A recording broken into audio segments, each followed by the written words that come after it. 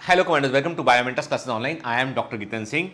आज focus batch में मेरी पहली क्लास है जो एक्सक्लूसिव लेक्चर है उसमें, और मैं पहले 2 वीक क्लास नहीं ले पाया। उसके पीछे कारण था कि मुझे कोविड पॉजिटिव हो गया था, मैं कोरोना मुझे हो गया था, कोरोना वायरस डिजीज। तो इसके चलते मुझे जो है हॉस्पिटलाइज भी रहना पड़ा। और सीरियसली बताऊं आपको कि बड़ा इतना वीकनेस रहा कि अभी भी मतलब मैं जो है वो बड़ा वीक फील करता हूं। I am taking medicine still को, बहुत लंबा ट्रीटमेंट चला उसमें, तो जिसके चलते जो है वो काफ़ी वीकनेस हो गया उसमें। और अभी कभी देखिएगा आप पोस्ट कोविड बड़े सारे सिम्टम भी उसमें होते हैं, तो उसके लिए मेरे को जो है वो अभी भी जो है बड़ा ध्यान रखना पड़ता है। हालांकि टेस्ट मेरा फाइनली नेगेटिव आ चुका है, लेकिन वायरस ने ऐसा लगता है जैसे कि उसने पाइप लगा के कुछ चूस लिया अंदर से के, तब है ना, जो एनर्जी ले ली उसने। खैर वॉट एवर द रीजंस, लेकिन मैं हॉस्पिटल में जब था तब भी आपसे कनेक्टेड था, तब भी मैंने कोशिश किया पूरा कि आपका शेड्यूल लेट ना हो आपका चीज, लेकिन मैं एक्सक्लूसिव लेक्चर नहीं ले पाया। उसके लिए मैं आप सबसे क्षमा चाहता हूं। मेरा स्वास्थ्य मुझे परमिट नहीं कर पा रहा था, इसलिए मैं नहीं ले पाया। तो सबसे पहले तो हम बात करते हैं बेटा कि फोकस बैच का फायदा। आप में से कई बच्चे इस चीज को लेकर बहुत वरीड हैं कि फोकस बैच का सिलेबस बहुत, मतलब फोकस बैच में लेक्चर ड्यूरेशन काफी सारा है। ठीक है, देखो मॉर्निंग 6 AM क्लास शुरू होती है, कई बार 2 बजे, कई बार 3 बजे, कई बार 4 बजे तक क्लास चल रही होती है। हर क्लास के बीच में आधे घंटे का अंतर रखा गया ताकि आपने नोट्स करना, आपको बाकी दूसरे काम करना है, के थोड़ी देर रिलैक्स करना है, तो वो आप उस समय का इस्तेमाल कर सकें आप। ठीक है, फोकस बैच का पर्पस यही है बेटा कि थोड़ा सा हमारे पास, चूंकि क्या है, हमको देखो दो पॉसिबिलिटी हमारे पास। एक तो ये है कि हम अपना कोर्स कंटेंट कम करके केवल खास खास चीजें पढ़ के हम कोर्स को वैसा कर लें, तो उसमें क्या होगा, उसमें हमारी बहुत सारी बारीकियां छूट जाएंगी। मैं चाहता हूं कि रेगुलर बैच जितने डिटेल में पढ़ रहा है उतना ही डिटेल में आपको पढ़ना चाहिए, और अपने आप को जो है वो 720 आउट ऑफ 720 के लिए आपको अपने आप को तैयार करना चाहिए। ठीक है, तो फोकस बैच के मैं थोड़ा सा, मैं मानता हूं कि थोड़ा सा शेड्यूल बहुत टाइट है, लेकिन वो 1-2 महीने टाइट शेड्यूल, यानी 1-2 महीने यदि आपने फोकस बैच को संभाल लिया तो आगे जाके शेड्यूल आपका जो है वो थोड़ा सा कम हो जाएगा उसका। ठीक है, जैसे अक्टूबर का पूरा महीना आपने जमकर फोकस बैच को फॉलो कर रहे हैं, नवंबर में मैं शेड्यूल में थोड़ा सा एकाध लेक्चर कम करके थोड़ा शेड्यूल को थोड़ा सा मैं लिटिल बिट फ्लेक्सिबल बनाऊंगा, जिसमें मैं सोच रहा हूं कि आप में से कई बच्चों ने मुझे रिकमेंडेशन दिया कि सर प्लीज सैटरडे को हमारे को सेल्फ स्टडी का टाइम दे दीजिए, आप लेक्चर कम कर दीजिए। तो सैटरडे मैं सोच रहा हूं फोकस बैच में सैटरडे के दिन लेक्चर भी होते हैं, तो सैटरडे का लेक्चर में नवंबर के महीने में जो है आपका कम कर दूंगा या हटा दूंगा, जिसके चलते आपको बाकी 5 दिन जमकर मेहनत करनी है। सैटरडे आपको फ्री कर दूंगा। संडे टेस्ट का एक्सप्लेनेशन होता है, एक्सक्लूसिव क्लास लगती है, आपका मन करे अटेंड करना, मन करे तो मत करना। देखो जो लोग पूरे वीक लेक्चर देख रहे होते हैं उन्हें एक्सक्लूसिव लेक्चर देखने की जरूरत नहीं है। ठीक है, जो लोग ऑलरेडी एक बार पढ़ चुके हैं पहले, जिन्होंने ऑलरेडी लेक्चर देखे हुए हैं, वो एक्सक्लूसिव लेक्चर देखेंगे तो उन्हें थोड़ा सा रिकॉल करने में हेल्प मिलेगी। ठीक है ना, आपकी चॉइस है ना। तो अभी आपको उसमें फोकस बैच में आपको बेटा एक भी डीपीएस मिस नहीं करना है, एक भी परफॉर्मेंस शीट मिस नहीं करना है, बुकलेट्स को पढ़ना है आपको के, और इसके अलावा कुछ और पढ़ने होती है। इस बार बायोमेंटर्स का जो रिजल्ट आया उसमें सारे बच्चों ने ये बोला कि उन्होंने बायोमेंटर्स के अलावा कोई मटेरियल नहीं पढ़ा, उन्होंने केवल टेस्ट दिए, डीपीपी दिए। जो बच्चे के 695 मार्क्स आए उसने बताया, अमर सर को भी बताया उसने कि मैंने सर डीपीपी के ही क्वेश्चन किए मैंने, और मैंने बार बार प्रैक्टिस किया उन क्वेश्चन को मिनट के, और उसके बड़े अच्छे 695 मार्क्स आए उसके। तो मैं कहता हूं बेटा आप भी फॉलो करेंगे, आपके नंबर भी अच्छे आएंगे, है ना। चलिए, तो जो है आज, और देखिए जो एक्सक्लूसिव क्लास होगी उसका मतलब ये कि हम केवल कोर कॉन्सेप्ट पे बात करेंगे, भाई ये चीजें हमको याद रखना है, क्योंकि आप ऑलरेडी, ये मैं मानकर चल रहा हूं कि एक बार आप ऑलरेडी पढ़े हुए हैं, एक बार आपने ऑलरेडी पढ़ा हुआ है, तो अभी सिर्फ हमको उन पॉइंट को फोकस करना है कि जिन पॉइंट को हमें दिमाग में रखना चाहिए, हमको जो बड़े इंपॉर्टेंट पॉइंट है उस पर हम बात करेंगे। तो आज मैं जो चैप्टर लेने वाला हूं बायोमोलिक्यूल्स के, देखो मैं मानता हूं, बिल्कुल मानता हूं मैं कि फोकस बैच में रह पाना इतना टफ है। मतलब फोकस बैच में इतना लेक्चर देखना, फिर डीपीपी लगाना, टेस्ट की तैयारी करना, मतलब ऐसा लगता है कि वक्त ही नहीं मिलता अपने लिए। और वही तो इंपॉर्टेंट चीज है बेटा, जब आपको वक्त नहीं मिलेगा, आप पूरे समय पढ़ते रहेंगे ना, तभी सफलता मिलेगी।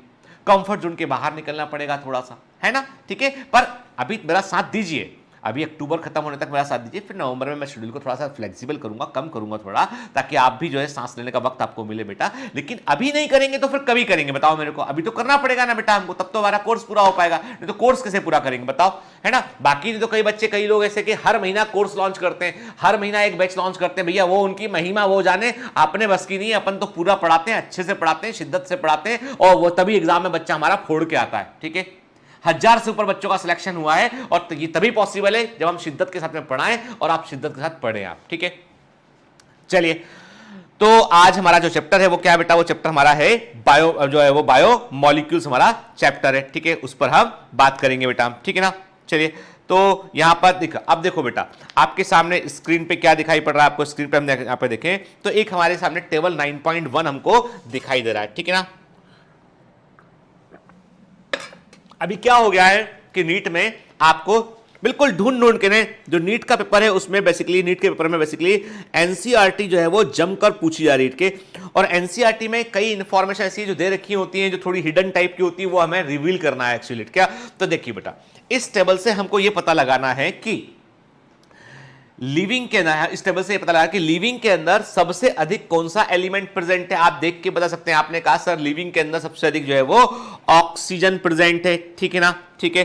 कौन सा एलिमेंट ऐसा है जो नॉन लिविंग में अधिक मात्रा में होता है पर लिविंग में कम मात्रा में होता है। आपने कहा सर नॉन लिविंग में जो लिविंग में अधिक मात्रा में क्या है बेटा, ह्यूमन बॉडी, लिविंग में जो है वो आपका ऑक्सीजन है, नॉन लिविंग में अधिक होता है। देखो नॉन लिविंग, देखो अर्थ क्रस्ट, मैंने गलत जगह पे मार्क कर दिया था, अर्थ क्रस्ट जो है बेटा वो क्या, उसमें 46.6% ऑक्सीजन है जबकि 65% ह्यूमन बॉडी के अंदर के। अब कौन सा ऐसा एलिमेंट है जो नॉन लिविंग में अधिक होता है पर लिविंग के अंदर जो है नेग्लिजिबल है, दैट इज द सिलिकॉन। अब ये मान लो पूछ लिया तो हम भूल जाएंगे वहां पे क्या हमने, क्योंकि हम कार्बन हाइड्रोजन ऑक्सीजन को हम दिमाग में रखते हैं पर इसको भूल जाते हैं हमके। तो silicon 27.7% non living earth crust के अंदर है और ह्यूमन बॉडी में नेग्लिजिबल अमाउंट में होता है वो, ठीक है ना, क्लियर।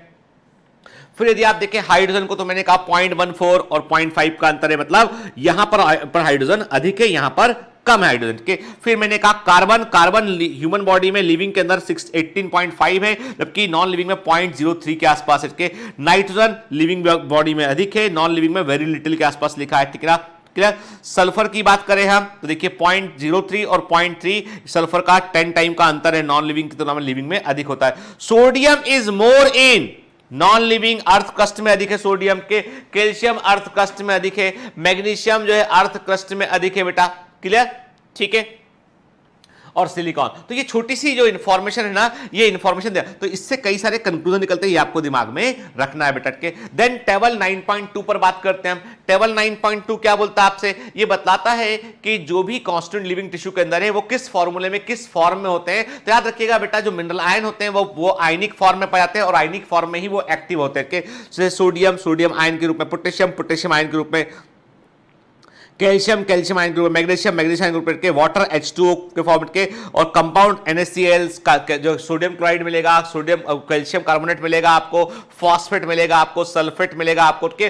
फॉस्फेट भी आपको फॉस्फोरिक एसिड के रूप में मिल सकता है आपको, के। तो ये हमें जो है वो लिविंग टिश्यू के अंदर जो है इनऑर्गेनिक कांस्टेंट देखने मिलते हैं, के। देन फिर आते हैं हम नेक्स्ट की what is the meaning of zwitter ion, के।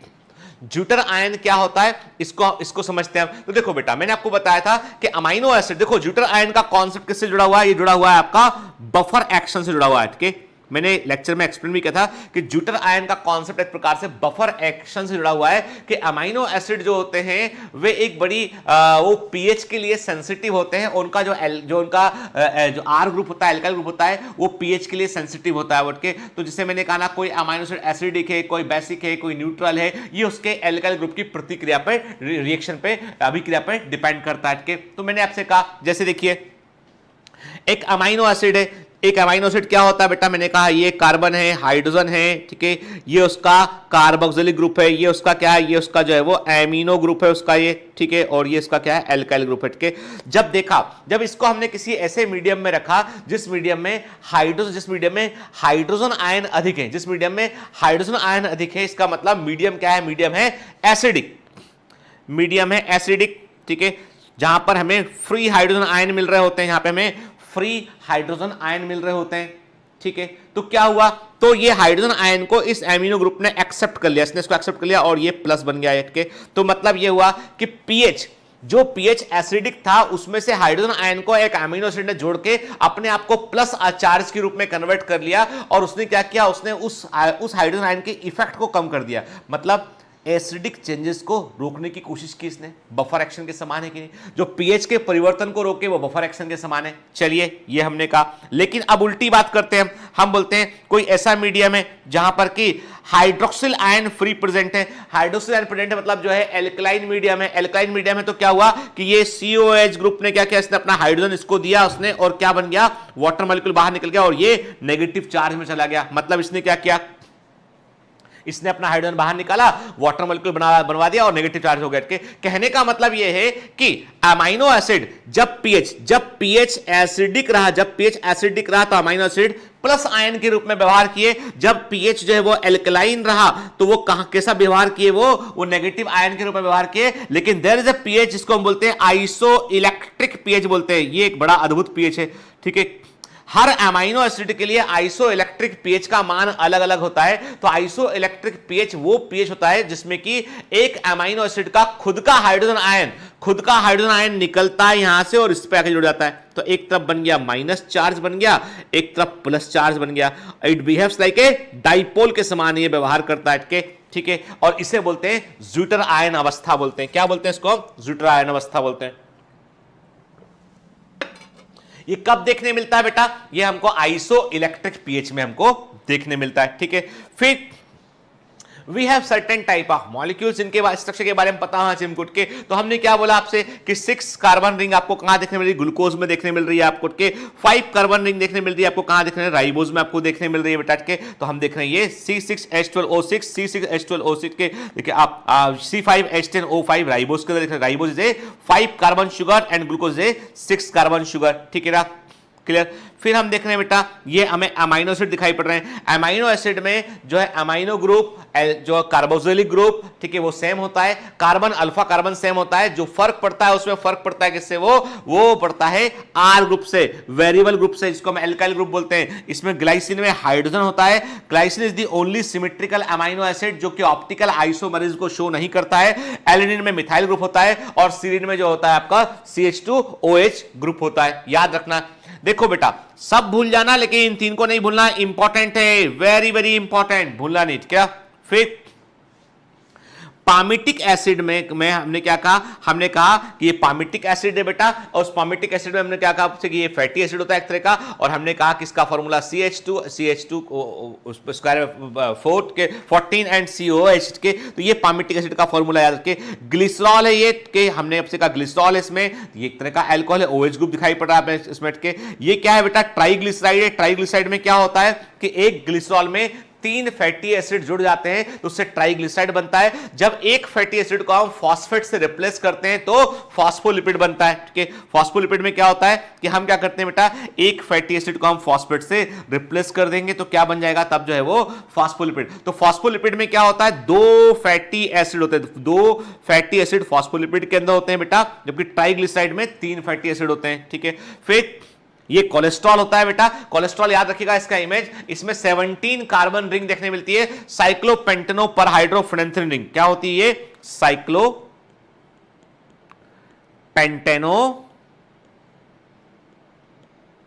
पर हाइड्रोफेनेंथ्रीन रिंग, ये हमको इसमें देखने मिलती है। 70 का हर कोलेस्ट्रॉल में आपको ये देखने मिलेगी, ठीक है। फिर हम देखते हैं नाइट्रोजन बेस की बात करते हैं। तो हमने कहा जो है वो प्यूरिन और पायरिमिडिन 2 तरह के होते हैं। प्यूरिन क्या होते हैं? एडेनिन और ग्वानिन। एडेनिन और ग्वानिन क्या होते हैं बेटा? प्यूरिन होते हैं। और साइटोसिन, थाइमिन और यूरेसिल क्या होते हैं? वो पायरिमिडिन होते हैं, ठीक है। तो यहां पर जो एनसीईआरटी में स्ट्रक्चर दे रखा उन्होंने, ये एडेनिन दे रखा उन्होंने, ये ठीक है, ये उन्होंने एडिनोसिन दे रखा। अब दोनों में फर्क क्या है बेटा? ये है आपका न्यूक्लियोसाइड है आपका, इसमें एडेनिन को उन्होंने पेंटो शुगर राइबोस से जोड़ दिया उन्होंने के। जब एडेनिन को पेंटो शुगर राइबोस से जोड़ा और साथ में फॉस्फेट के साथ जोड़ दिया तो क्या बन गया?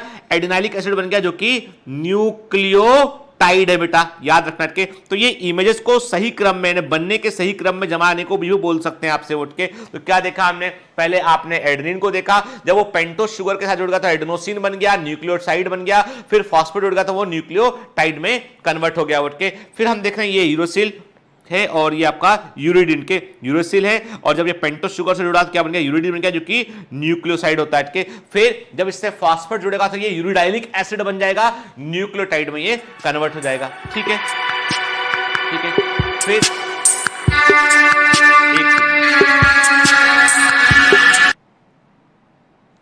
चलिए ना, तो अभी हम फिर टेबल 9.3 देख रहे हैं। ठीक है। जितने भी टेबल्स हैं बेटा, जितने भी इमेजेस हैं इस चैप्टर में सारे इंपॉर्टेंट हैं, हमको दिमाग में रखने हैं के। और इस लेक्चर में, फोकस बैच के इस एक्सक्लूसिव लेक्चर में मैं केवल और केवल कोर कंटेंट पर बात करूंगा बेटा, ठीक है। बाकी चीजें आपको सारी पढ़नी है, चैप्टर पूरा पढ़ना है, आपके अपने नोट्स को पूरा रिवाइज करना है। आपको जो रेगुलर बैच लेक्चर देख रहे हैं बेटा, जिन्होंने पूरे लेक्चर देखे हैं, उनको अपने नोट्स को रिवाइज करने के लिए बैठना, ठीक है। तो बेसिकली मेरा पर्पस ये है कि हम एक बार ब्रीफ जल्दी से रिवीजन कर लें आपके। तो देखो बेटा, प्राइमरी मेटाबोलाइट क्या होते हैं? जिनके फंक्शन सेल में हमको मालूम है प्राइमरी मेटाबोलाइट होते हैं, और जिनके फंक्शन हमको नहीं मालूम है वो सेकेंडरी मेटाबोलाइट होते हैं। और उन्हीं का इस्तेमाल हम किसके लिए करते हैं? ह्यूमन वेलफेयर में करते हैं हमके। तो देखिए, पिगमेंट्स में कैरोटेनॉइड और एंथोसियानिन के। देखो बेटा, एंथोसियानिन के बारे में याद रखना कि ये आपको वैक्यूल के अंदर मिलता है, ये आपको सेल के अंदर वैक्यूल के अंदर देखने मिलेगा आपको के। कैरोटेनॉइड जो होते हैं ना, येलो और ऑरेंज पिगमेंट होते हैं, जो एंटीना मॉलिक्यूल के समान काम करते हैं, क्लोरोफिल की हेल्प करते हैं। क्या क्लियर?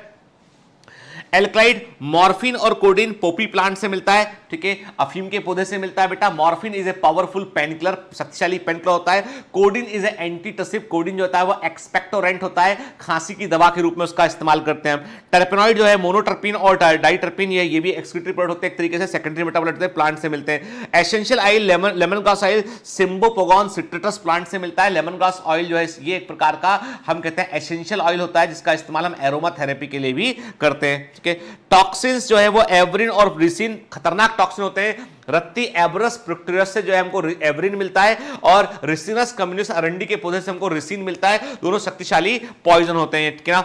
फिर लैक्टिन्स कॉन्केवेलेंट ए जो है वो एक केमिकल होता है, हम लैक्टिन कहते हैं, ठीक है। और ड्रग्स में यदि हम बात करें तो विंका रोजा से हमको विनब्लास्टिन मिलता है, और विनक्रिस्टिन और विनब्लास्टिन मिलता है हमको, और कुरकुमा के प्लांट से हमको कुरकुमीन मिलता है। दोनों के दोनों मेडिसिन होते हैं। विनब्लास्टिन का उपयोग हम जो है कैंसर के ट्रीटमेंट में करते हैं हमके। कुरकुमीन जो होता है वो बेसिकली जो है वो एंटीसेप्टिक प्रॉपर्टी को रखता है। पॉलीमरिक सब्सटेंस, रबर जो है आइसोप्रिन का, नेचुरल रबर आइसोप्रिन का पॉलीमर होता है, कि गम अरेबिक जो है वो अकेशिया सेनेगल अकेशिया प्लांट से मिलता है, ठीक है। और सेलुलोज जो होता है वो भी एक फाइबरस एलिमेंट होता है, ठीक है, ग्लूकोज से बना होता है। तो ये सेकेंडरी मेटाबोलाइट देखा।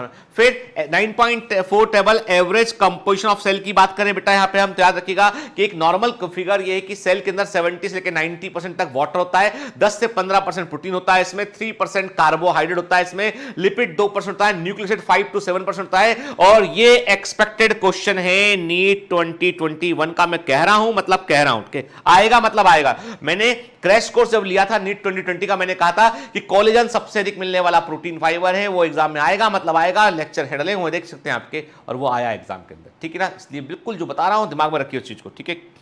फिर कुछ प्रोटीन और उनके फंक्शन की बात करें यहां पे हमके, तो कोलेजन जो होता है वो एक है, कोलेजन सेल के अंदर नहीं मिलता है, सेल्स के बीच में होता है। इंटरसेलुलर, याद रखना ये वर्ड, भूलना नहीं कि ये एग्जाम का क्वेश्चन बन सकता है।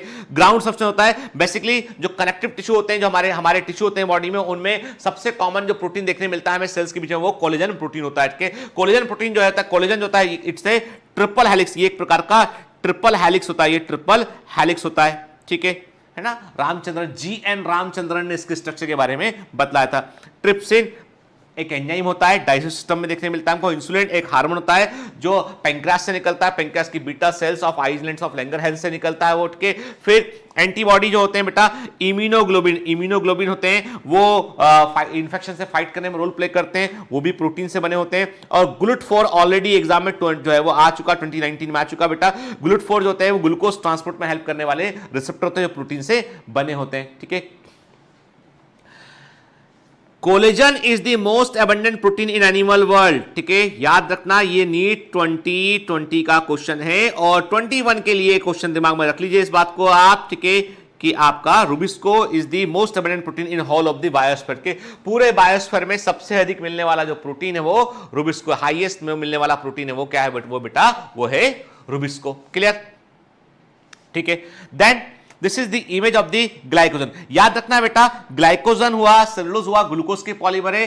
बीटा डी ग्लूकोज का पॉलीमर होता है सेलुलोज, अल्फा डी ग्लूकोज का पॉलीमर होता है बेटा स्टार्च और ग्लाइकोजन के। तो ग्लाइकोजन जो होता है ना, याद रखना बेटा, जहां कहीं भी पॉलीसेकेराइड में ब्रांचिंग होती है वहां पर 1,6 लिंकेज बनता है, जहां सीधी चेन बनती है वहां पे 1,4 लिंकेज बनता है। तो याद रखिए, जहां पे पॉइंट ऑफ ब्रांचिंग है वहां पे 1,6 लिंकेज देखने मिलेगा, जहां पे लंबी चेन गई हुई वहां पे 1,4 लिंकेज आपको देखने मिलेगा, ठीक है। क्लियर, तो ये हो गया ये 1,6 लिंकेज हो गया, ये 1,4 लिंकेज हो गया पूरा, ठीक है ना। चलिए फिर आगे बात करते हैं इसमें। तो ये ग्लाइकोजन की बात करें, रिजर्व फूड होता है एनिमल बॉडी के। Then come to the nucleic acid. अब देखो न्यूक्लिक एसिड के बारे में कुछ बेसिक फंडामेंटल बातें करेंगे हम बेटा। न्यूक्लिक एसिड जो है वो वास्तव में एसिडिक नेचर के होते हैं, और इनमें एसिडिक नेचर किसके कारण आता है? ये फॉस्फेट के कारण इनमें एसिडिक नेचर आता है। इनमें due to phosphate they have negative जो है एसिडिक नेचर के। जो न्यूक्लिक एसिड होते हैं वो नेगेटिवली चार्ज होते हैं, and again the reason for negative charge is the phosphate के। और जो न्यूक्लिक एसिड होते हैं वे किसके पॉलीमर होते हैं? They are the polymer of the nucleotide के। न्यूक्लियोटाइड में ये न्यूक्लियोटाइड के पॉलीमर होते हैं। दो न्यूक्लियोटाइड के बीच में जो बॉन्ड बनता है वो बॉन्ड कैसे बनता है? वो बॉन्ड होता है फास्फोडाइस्टर बॉन्ड बनता है के। दो न्यूक्लियोटाइड के बीच में जो बॉन्ड बनता है उसे फास्फोडाइस्टर बॉन्ड कहते हैं। और इस फास्फोडाइस्टर बॉन्ड को बनाने में फॉस्फेट जो है वो रोल प्ले करता है के। फॉस्फेट एक न्यूक्लियोटाइड के जिसमें वो खुद जिसका भाग होता है उसके कार्बन नंबर 5 पे जुड़ा होता है, और दूसरे न्यूक्लियोटाइड के कार्बन नंबर 3 के साथ वो बॉन्डिंग करता है। उनके देखो फॉस्फेट का बॉन्ड है इसलिए, और दो देखो फॉस्फेट, ये फॉस्फोडाइस्टर बॉन्ड क्यों बोला? क्योंकि ये फॉस्फेट है, इसने दो तरफ बॉन्डिंग किया। एक बॉन्डिंग यहां क्या, एक बॉन्डिंग इस शुगर के। बॉन्डिंग किससे क्या? उसने पेंटोस शुगर से बॉन्डिंग किया। इधर इसके भी उसने पेंटोस शुगर से बॉन्डिंग किया।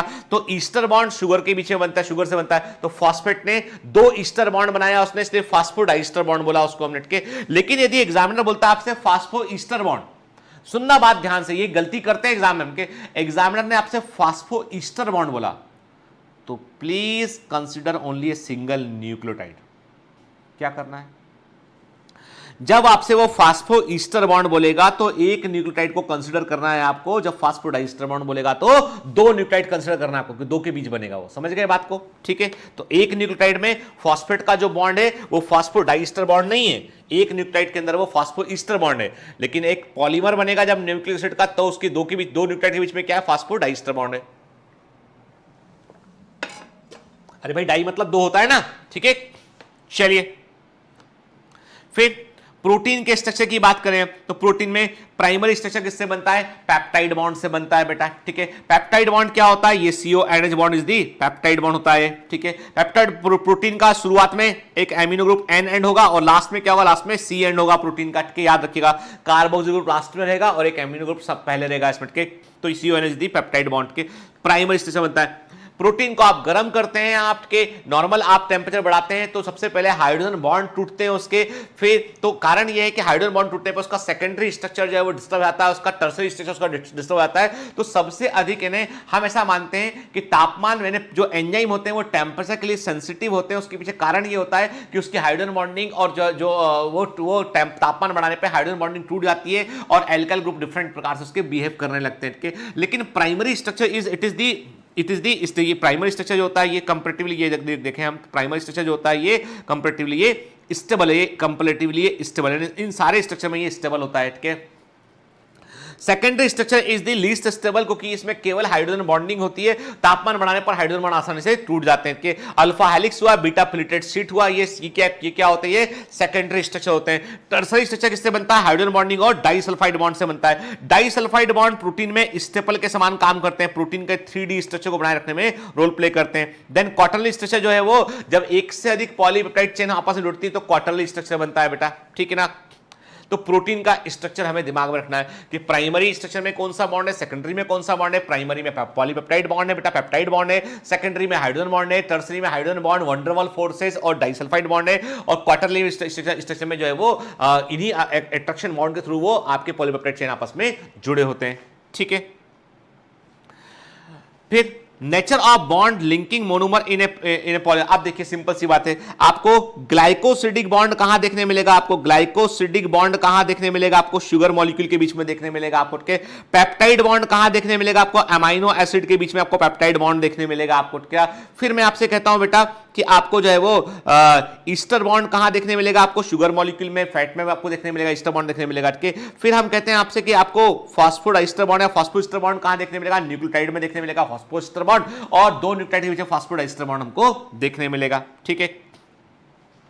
देखिए ये जो बॉन्ड है ये कौन सा बॉन्ड है, विच बॉन्ड इज दिस के, this is the basically hydrogen bond के। एडेनिन और थाइमिन के बीच में 2 हाइड्रोजन बॉन्ड होते हैं, ग्वानिन साइटोसिन के बीच में 3 हाइड्रोजन बॉन्ड होते हैं। ये नीट 2020 में पूछा गया हाइड्रोजन बॉन्ड का नंबर के, तो एडेनिन थाइमिन के बीच में 2 हाइड्रोजन बॉन्ड होते हैं और एडेनिन ग्वानिन के बीच में 3 हाइड्रोजन बॉन्ड होते हैं बेटा, ठीक है ना, क्लियर, ठीक।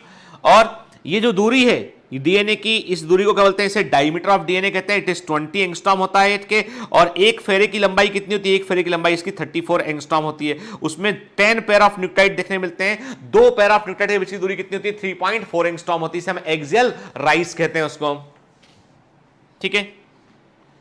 फिर आते हैं बेटा हम एक इससे बातें वो है dynamic state of body constant, concept of metabolism की बात करते हैं कि मेटाबॉलिज्म का कॉन्सेप्ट आपसे क्या कहता है कि देखिए सिंपल सी बात है कि सेल के अंदर जितने भी मॉलिक्यूल बनते हैं, जो भी मैक्रो मॉलिक्यूल या माइक्रो मॉलिक्यूल्स हैं, वे सब यूज होते हैं कि वे सब मोस्ट ऑफ द मॉलिक्यूल जो है वो बनते हैं, बनने के बाद उन्हें किसी दूसरे पाथवे में यूज किया जाता है, किसी पाथवे से बनते हैं, कहीं और उसका यूज करते हैं। तो every molecule is having a turnover, बनने के बाद उसका एक निश्चित टाइम होता है, उसके बाद वो दूसरी पाथवे में वो पार्टिसिपेट करता है। और सेल के अंदर कई सारे केमिकल बन रहे होते हैं, और केमिकल्स का बनना क्या है, वो है आपका एनाबॉलिज्म होता है, और केमिकल का टूटना क्या होता है, वो आपका कैटाबॉलिज्म होता है। टूट रहा है वो कैटाबॉलिज्म में, बन रहा है वो एनाबॉलिज्म। और यही कैनाबॉलिज्म टूटना और बनना, ये प्रक्रियाएं लगातार चल रही होती है, हजारों रिएक्शन एक साथ चल रही होती हैं, और उसी का परिणाम होती है लाइफ, ठीक है ना।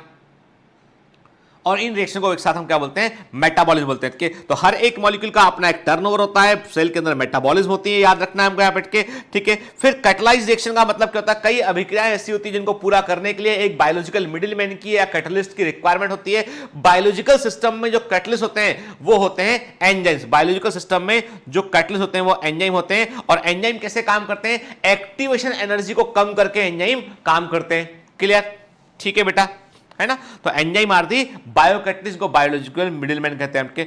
फिर मेटाबॉलिक बेसिस ऑफ लिविंग की हम बात करें बेटा, तो आपको याद रखना है एनाबॉलिक पाथवे मैंने बताया आपको, कैटाबॉलिक पाथवे मैंने आपको बताया, ठीक है। इसके अलावा याद रखना एक होती है एंडरगोनिक रिएक्शन, जिसमें कि आपको एनर्जी देनी पड़ती है, आपको एनर्जी, इसमें आपको इट नीड्स एनर्जी के, एंडरगोनिक रिएक्शन को एनर्जी देनी पड़ती है आपको, तब वो रिएक्शन आगे ऑपरेट होती है। और इसमें हमेशा जब भी आप एनर्जी देते हैं तो सबस्ट्रेट मॉलिक्यूल की तुलना में, जो आधारित पदार्थ उसकी तुलना में जो प्रोडक्ट मॉलिक्यूल बनेगा वो हाई एनर्जी का होगा, क्योंकि आपने बाहर से एनर्जी उसमें ऐड कर दी है। एंडरगोनिक रिएक्शन में आपको दिस रिएक्शन नीड्स एनर्जी, आपको एनर्जी वहां पे देनी पड़ेगी। तो सबस्ट्रेट मॉलिक्यूल में आप एनर्जी दोगे तो वो प्रोडक्ट में कन्वर्ट होगा, तो प्रोडक्ट के पास एनर्जी लेवल अधिक होगा। ये एंडरगोनिक रिएक्शन है। इसलिए एटीपी का बनना क्या है, ATP formation is a endergonic reaction. Exergonic reaction क्या होता है बेटा, जब हम एक्सरगोनिक रिएक्शन की बात करते हैं, मतलब ये है कि इस रिएक्शन में एनर्जी बाहर निकलेगी। सबस्ट्रेट मॉलिक्यूल है, उससे प्रोडक्ट बना और एनर्जी बाहर निकाल दिया, मतलब सबस्ट्रेट की तुलना में प्रोडक्ट की एनर्जी लेवल कम रहेगा। ये फंडा दिमाग में डाल लेना, ठीक है ना, ठीक है। और हर जगह हम सेल में जहां भी एनर्जी यूज करेंगे वहां पे हम cellular energy currency of cell का इस्तेमाल करेंगे, वो होती है एटीपी होती है। फिर सबसे इंपॉर्टेंट स्टेटमेंट जो है वो ये यहां पे कि non equilibrium steady state to be able to perform work, living state is a non equilibrium steady state to be able to perform work। याद रखिएगा, मैंने पहले भी आपसे कहा था कि लाइफ जो है, जो लिविंग रिएक्शंस होती है उनमें हमें रोज खाना खाना पड़ता है, रोज हमें एनर्जी की रिक्वायरमेंट होती है, क्योंकि हमारी बॉडी में एनर्जी लगातार खर्च हो रही होती है। और ये खर्च कहां होती है, ये खर्च इसलिए होती है ताकि सिस्टम हमारा इक्विलिब्रियम में ना आ जाए। यदि हमारा पूरा सिस्टम इक्विलिब्रियम में आ गया तो पूरा सब कुछ रुक जाएगा, क्योंकि इक्विलिब्रियम साम्य अवस्था पर जो मॉलिक्यूल आयन पार्टिकल है उनका मूवमेंट, नेट मूवमेंट उनका शून्य होता है, ठीक है। और साम्य अवस्था जो होती है वो जीवन का सिम्टम नहीं है, वो बेसिकली जो है लाइफलेस अवस्था के लिए होता है। तो इसलिए हम कहते हैं कि पूरी की पूरी लिविंग सेल जो होती है वो अपने अंदर के कॉन्सेंट्रेशन को बनाए रखने की कोशिश करती है, अपने इंटरनल एनवायरनमेंट को मेंटेन करने की कोशिश करती है। उसी को हम होम्योस्टेसिस कहते हैं, उसे हम होम्योस्टेसिस कहते हैं, उसका प्रयास करती है। और इसका मतलब यह है कि जो प्रोटोप्लाज्म का कॉम्पोजिशन है वो आउटर कॉम्पोजिशन से अलग रहेगा वो, और उसको लगातार बनाए रखने की कोशिश करना पड़ेगा। क्योंकि देखिए मॉलिक्यूल आयन पार्टिकल की जो टेंडेंसी है कि वो अपने हायर कॉन्सेंट्रेशन से अपने लोअर की ओर मूव करेंगे, लगातार वो इक्विलिब्रियम में जाने की कोशिश करेंगे, और उसको रोकने का काम ही नॉन इक्विलिब्रियम को मेंटेन करना है। और उसी के लिए हमको एनर्जी चाहिए पड़ती है। यदि आप खाना खाना बंद कर देंगे, सिस्टम नॉन इक्विलिब्रियम से इक्विलिब्रियम में जाना शुरू करेगा, व्यक्ति की डेथ हो जाती है, ठीक है। एंजाइम्स, तो ये हम देखें कुछ एक्सेप्शन को छोड़ दें, जैसे राइबोजाइम की बात करें, कुछ एक्सेप्शन आप छोड़ दें तो almost all enzymes are the protein, क्या यदि आप एक्सेप्ट कुछ कुछ आप जैसे राइबोजाइम की बात करें यहाँ पे हम जो है वो RNA पी की बात करें यहाँ पे हमके कुछ को छोड़ दें, हम राइबोजाइम को, RNA-HP को छोड़ दें, हमके पेप्टिडिल ट्रांसफेरेज को छोड़ दें, तो इनको छोड़ दें तो बाकी सारे एंजाइम जो होते हैं वो प्रोटीन से ही बने होते हैं। और हर एक प्रोटीन क्या होता है, they always have 3 dimensional structure, उनमें टर्सरी स्ट्रक्चर को मेंटेन करना जरूरी होता है बेटा के। हर एंजाइम में अपना एक एक्टिव साइट होता है और उस एक्टिव साइट पर ही सबस्ट्रेट मॉलिक्यूल जुड़ते हैं। एक या एक से अधिक एक्टिव साइट हो सकते हैं जिस पर सबस्ट्रेट मॉलिक्यूल जुड़ता है और सबस्ट्रेट मॉलिक्यूल जुड़कर अपने आप को प्रोडक्ट में वो कन्वर्ट करता है। यानी जब भी कभी एंजाइम मॉलिक्यूल सबस्ट्रेट मॉलिक्यूल जुड़ेगा तो एंजाइम सबस्ट्रेट कॉम्प्लेक्स बनेगा और जो कि एंजाइम प्रोडक्ट कॉम्प्लेक्स में कन्वर्ट होगा और उसके बाद जो है एंजाइम अलग हो जाएगा, प्रोडक्ट अलग हो जाएगा।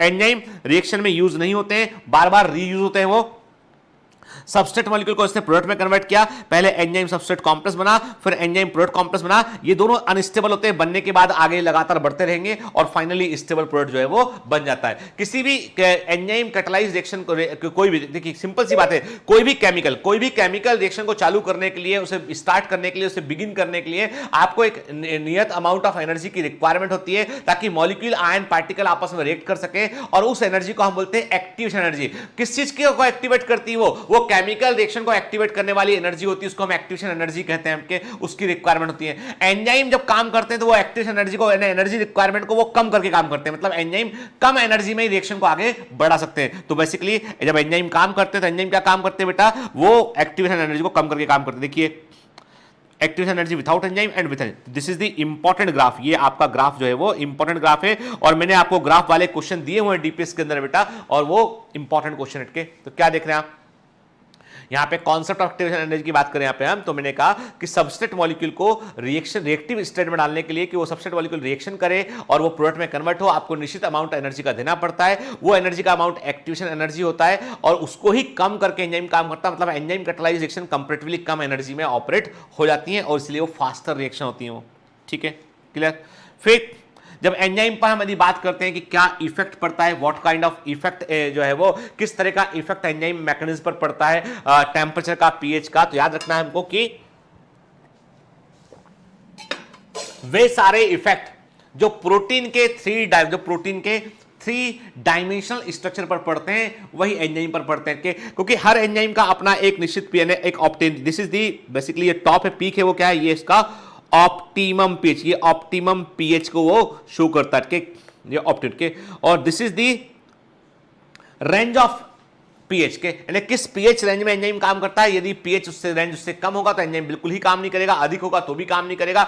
एक सर्टेन पर्टिकुलर पीएच पर एंजाइम मैक्सिमम काम करता है, सो ऑप्टिमम पीएच कहते हैं हम। और ऐसा इसलिए होता है क्योंकि एंजाइम के पास में एल्काइल ग्रुप होते हैं, उसके पास में जो है रिएक्टिव ग्रुप आर ग्रुप होता है, जिसका केमिकल कंपोजिशन जो है वो अलग अलग हो सकता है उसकी एक्टिव साइट में। एक्टिव साइट के अंदर जो एंजाइम की एक्टिव साइट के अंदर जो एल्काइल ग्रुप होते हैं, जो अमीनो एसिड के एल्काइल ग्रुप होते हैं, वही एक्टिव साइट को बनाते हैं, तो उनका केमिकल बिहेवियर पीएच के चलते बदल जाता है, इसलिए ये एंजाइम एक सर्टेन पीएच पे काम करते हैं। जैसे कि पेप्सिन है, पेप्सिन हमारे यदि हम बात करें एंजाइम की बात, पेप्सिन की बात करें तो हमारे इंटेस्टाइन में काम नहीं करता, वो स्टमक में काम करता है, उसको एसिडिक पीएच चाहिए काम करने के लिए। ट्रिप्सिन जो है वो इंटेस्टाइन में काम करता है, वो स्टमक में काम नहीं करेगा, उसका अल्कलाइन पीएच चाहिए काम करने के लिए। ठीक है ना।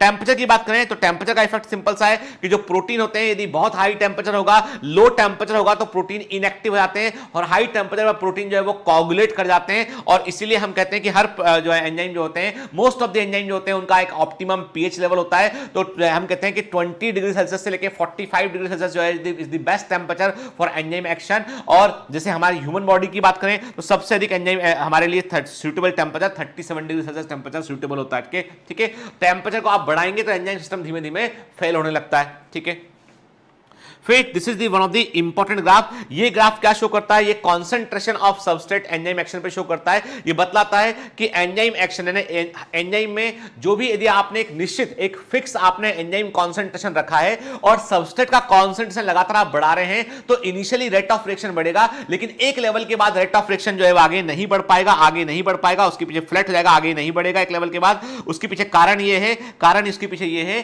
कि एंजाइम की सारी एक्टिव साइट फुल हो जाएंगी, तो अब सबस्ट्रेट का कॉन्सेंट्रेशन बढ़ाने पर रेट ऑफ रिएक्शन आगे नहीं बढ़ेगा। ये इफेक्ट है इसमें। अब ऐसा सबस्ट्रेट का वो कॉन्सेंट्रेशन, ध्यान से बात सुनिएगा, सबस्ट्रेट का वो कॉन्सेंट्रेशन सबस्ट्रेट का वो कॉन्सेंट्रेशन जिस पर कि रेट ऑफ रिएक्शन अपनी मैक्सिमम वेलोसिटी के आधे तक पहुंच जाता है, जिसमें कि रेट ऑफ रिएक्शन अपनी मैक्सिमम वेलोसिटी के आधे तक पहुंच जाता है, उसको क्या बोलते हैं, उसे हम माइकलिस कांस्टेंट बोलते हैं, उसे हम Km वैल्यू कहते हैं कि this is the Km value. तो Km वैल्यू का संबंध किससे होता है, सबस्ट्रेट के कॉन्सेंट्रेशन से होता है, और Km वैल्यू रिप्रेजेंट करता है सबस्ट्रेट का वो कॉन्सेंट्रेशन जिस पर कि रेट ऑफ रिएक्शन अपनी मैक्सिमम वेलोसिटी के हाफ तक पहुंचती है। जितना Km वैल्यू लोअर साइड होगा, एंजाइम की सबस्ट्रेट के प्रति उतनी अधिक एफिनिटी को वो शो करेगा। ध्यान से बात सुनिएगा कि जितना Km वैल्यू लोअर साइड होगा, उतना अधिक वो एंजाइम के साथ में, एंजाइम और सबस्ट्रेट के बीच एफिनिटी को शो करता है। लो Km value is more important, क्योंकि वो अधिक, मतलब वो ये शो करता है कि एंजाइम की अपने सबस्ट्रेट के प्रति एफिनिटी अधिक है, जल्दी से सबस्ट्रेट एंजाइम जो आपस में जुड़ जाते हैं। जितना इफेक्टिव एंजाइम होगा उसका Km वैल्यू उतना कम होगा, जितना इफेक्टिव एंजाइम होगा उसका Km वैल्यू उतना बेटा कम होगा, ठीक है, उसका Km वैल्यू उतना कम होगा। क्लियर? चलिए अब मान लो इस ग्राफ को ऐसा करें कि हम एक परिवर्तन करें, इस ग्राफ को हम ऐसे झुका कर दें, इस ग्राफ को हमने नीचे झुका दिया, ठीक है, हमने क्या किया, इसको ऐसे नीचे झुका।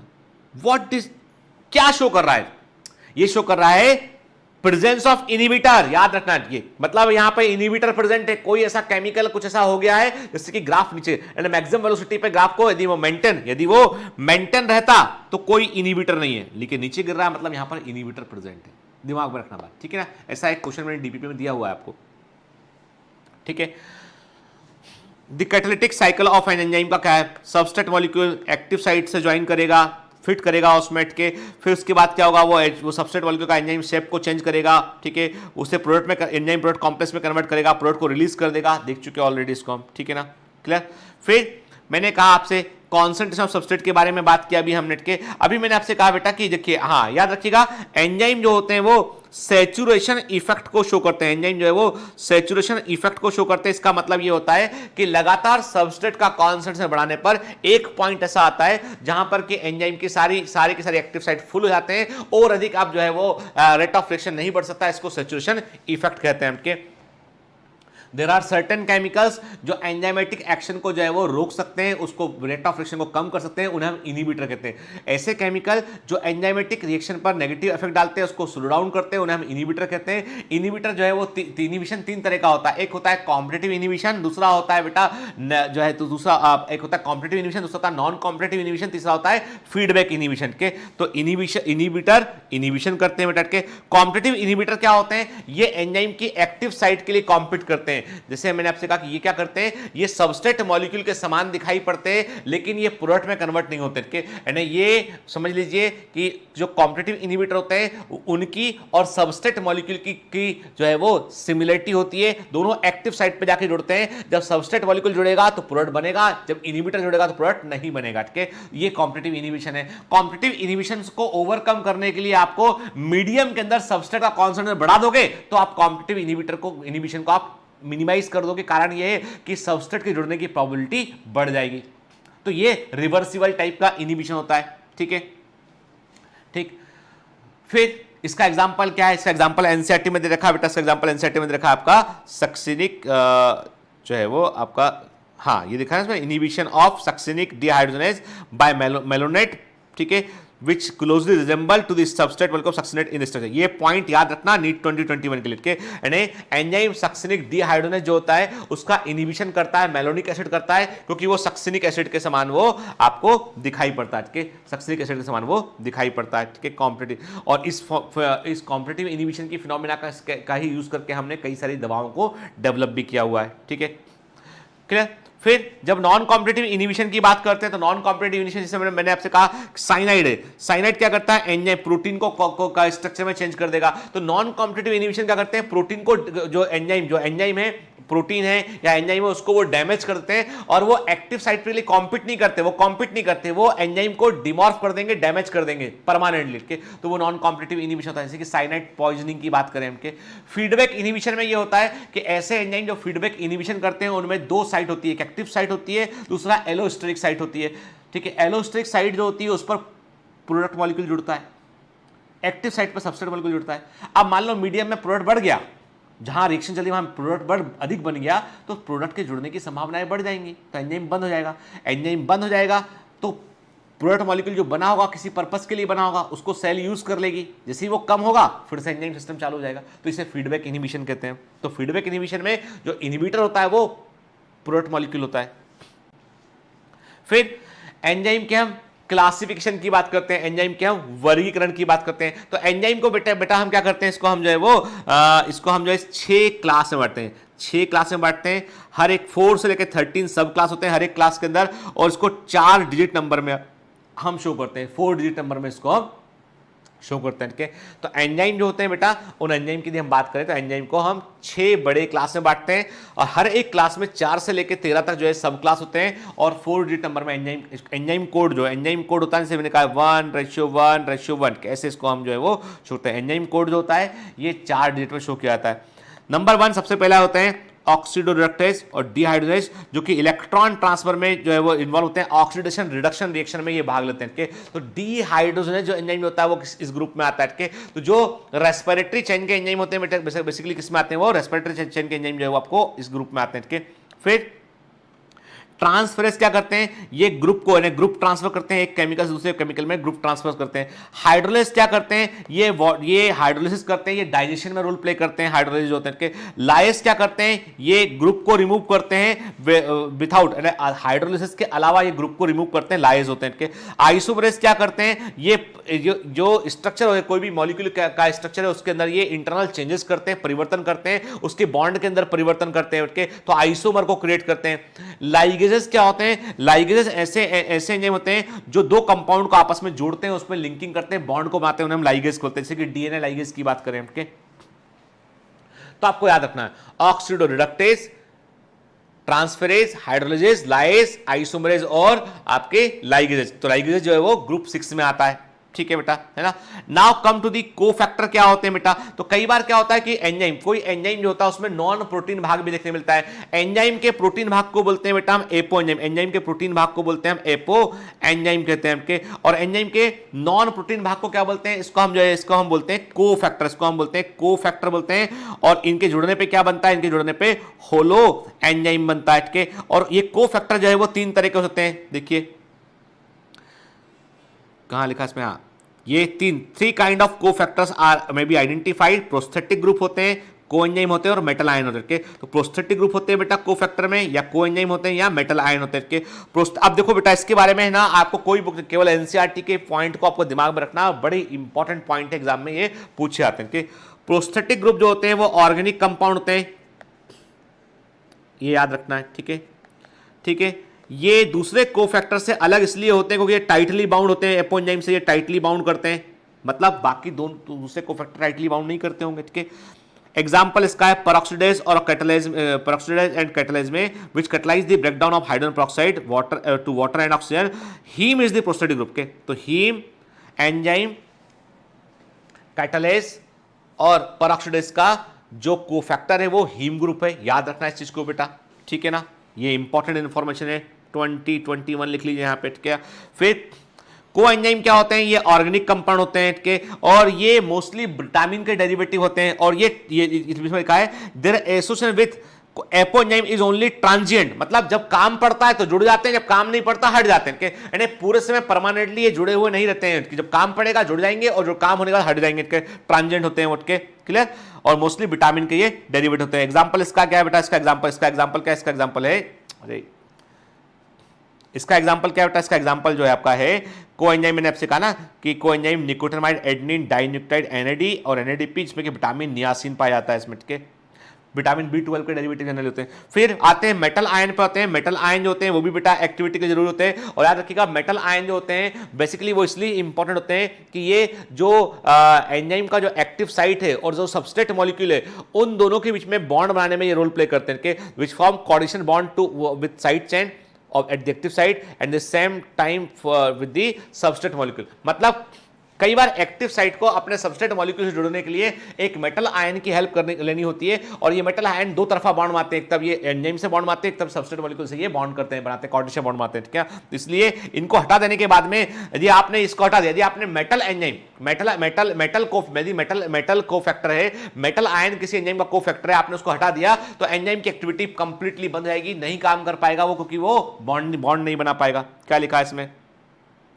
A number of enzymes require metal ion for their activity, which form coordination bond with the side chain of the active site, at the same time form one or more coordination bond with the substrate molecule। के zinc cofactor होता है किसका? Carboxy peptidase cut के। देखिए क्या लिखा है इसमें, यदि आपने कोफैक्टर्स को हटा दिया तो आपके एंजाइम की एक्टिविटी जो है वो कम हो जाता है, काम नहीं कर पाता है वो के, और ये इस बात को इंडिकेट करता है कि कोफैक्टर कैटालिटिक एक्टिविटी के लिए बड़ा जरूरी होते हैं इनके। हर एंजाइम का अपना एक टर्नओवर नंबर होता है, कैटालिटिक सेंटर एक्टिविटी होती है, हर एंजाइम का अपना टर्नओवर होता है। टर्नओवर का मतलब है कि 1 मिनट में एंजाइम कितने मॉलिक्यूल सबस्ट्रेट मॉलिक्यूल को प्रोडक्ट में वो कन्वर्ट कर सकता है, उसे हम टर्नओवर नंबर बोलते हैं, ठीक है ना बेटा। चलिए, तो आज के इस लेक्चर में क्या किया हमने? आज के इस लेक्चर में हमने केवल और केवल हमने बायोमोलिक्यूल्स के बिल्कुल कोर कॉन्सेप्ट को टच किया हमने। बाकी सारा फीलिंग आपको पढ़ना है कि सारा का सारा आपका बुकलेट दे रखा है बेटा बायोमोलिक्यूल्स का, अच्छे से पढ़ना है आपको उसको के सारे बुक। अब देखो कई बच्चे बोलते हैं सर बुकलेट का इंपॉर्टेंस क्या है? अरे भाई बुकलेट को एक बार बड़े ध्यान से पढ़िए, एनसीईआरटी के बहुत सारे important point with extra information उसके अंदर ऐड किए गए, प्लस इसके अलावा जो एमसीक्यू दे रखे हैं उसको अच्छे से 2 बार प्रैक्टिस कीजिए, क्योंकि वो एमसीक्यू जो है वो 2 तरीके, वो जो बुकलेट में एमसीक्यू वो एनसीईआरटी एग्जाम्पलर के एमसीक्यू और प्रीवियस ईयर एग्जाम के एमसीक्यू, दोनों को 2 बार लगाइए आपके। कोई भी डीपीपी को मिस मत कीजिए, कोई भी टेस्ट को मिस मत कीजिए के। क्लास के नोट्स बनाए हुए आपने तो उनको रिवाइज कीजिए, नहीं तो एनसीईआरटी पढ़िए। इसके अलावा कुछ नहीं करना आपको, आप फोड़ दोगे बेटा के एग्जाम में 360 आउट ऑफ 360 आपका आएगा के। तो पढ़ते रहिए बेटा, मेहनत करते रहिए अच्छे से लगातार के, और मुझे माफ कर देना कि मेरी तबीयत ठीक नहीं होने के कारण मैं आपके 2 वीक आपकी क्लास नहीं ले पाया था एक्सक्लूसिव क्लास के। लेकिन वही वाली बात है बेटा कि मैं सच में मेरे को है ना, मैं डर गया था। एक समय ऐसा था कि मेरे को सांस लेने में दिक्कत होने लगा था, जो हॉस्पिटल गया तब के चेस्ट में मुझे भारीपन लगने लगा था कि वहाँ गया मैं, मुझे बहुत सारा ट्रीटमेंट चला पे। तब भी मैंने आपसे स्पेशल बात भी की आपको मिनट के, और लाइफ में अच्छा बुरा दोनों प्रकार का वक्त आता है। हाँ, मुझे पता नहीं था इतनी सावधानी रखने के बावजूद मुझे कोरोना हो जाएगा, पर हो गया। एक बैड फेस था, निकल गया। चलिए ठीक है, आप संघर्ष करते हैं बेटा, आगे बढ़ते हैं, लगातार मेहनत करते रहते हैं ना, तो ऑल दी बेस्ट।